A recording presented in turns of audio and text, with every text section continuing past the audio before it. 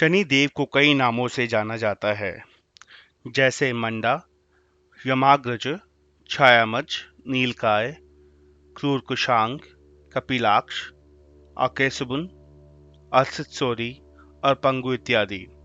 वह सूर्य देव और छाया के पुत्र हैं।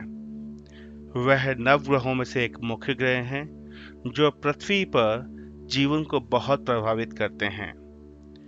शनि देव को कर्म प्रधान देवता माना जाता है, यानी यह ग्रह हमें हमारे कर्मों के हिसाब से फल प्रदान करते हैं। शनि देव उन लोगों के लिए शुभ रहते हैं जो परिश्रम करते हैं, अनुशासन में रहते हैं, धर्म का पालन करते हैं और सभी का सम्मान करते हैं। तो आइए जानते हैं शनिदेव के बारे में। तो दोस्तों, एक बार मैं फिर से स्वागत करता हूं अपने चैनल में, जिसका नाम है भारत ज्ञान। अगर आपने मेरे चैनल को सब्सक्राइब नहीं किया है तो सब्सक्राइब कीजिए और इस वीडियो को ज़्यादा से ज़्यादा शेयर कीजिए। शनिदेव के जन्म के बारे में स्कंद पुराण के काशी खंड में जो कथा मिलती है वह इस प्रकार से है।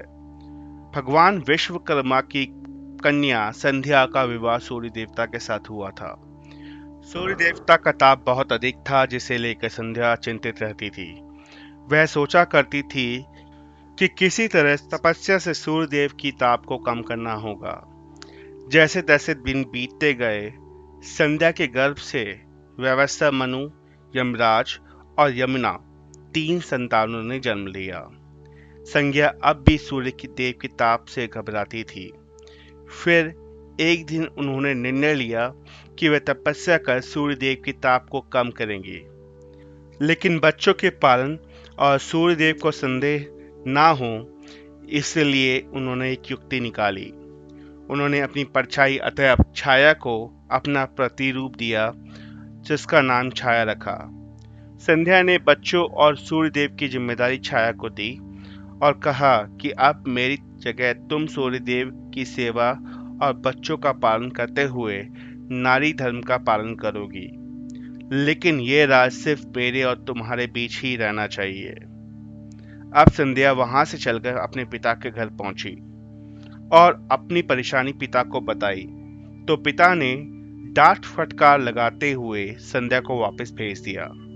लेकिन संध्या वापस न जाकर वन में चली गई और तपस्या में लीन हो गई। उधर सूर्य देव को जरा भी संदेह नहीं हुआ कि उनके साथ रहने वाली संध्या नहीं, छाया है। छाया रूप होने के कारण उन्हें सूर्य देव के ताप से कोई भी परेशानी नहीं होती थी। कुछ समय बाद छाया ने शनिदेव को जन्म दिया। शनिदेव के काले रंग को देखकर सूर्य देव ने छाया पर संदेह किया और उन्हें अपमानित करते हुए कह दिया कि ये मेरा पुत्र नहीं हो सकता।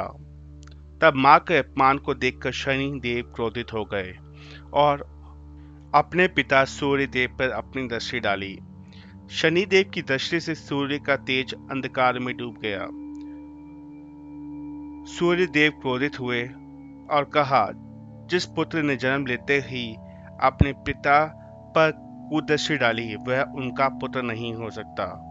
और उन्होंने शनि को अस्वीकार करते हुए सूर्य महल से बाहर निकालने का आदेश दे दिया। दोस्तों, पौराणिक कथाओं के अनुसार शनिदेव से जुड़ी कई रोचक कहानियां हैं। क्यों है शनिदेव की दृष्टि टेढ़ी? पुराणों में यह भी बताया गया है कि शनि की गति मंद यानी धीमी है। आखिर शनि मंद गति से क्यों चलते हैं? शनिदेव से जुड़ी ऐसी रोचक कथाओं के बारे में अगर आप जानना चाहते हैं तो कमेंट करके बताएं। तो इसके साथ मैं इस वीडियो को समाप्त करता हूं। आशा करता हूं आपको ये मेरी वीडियो पसंद आई होगी। धन्यवाद।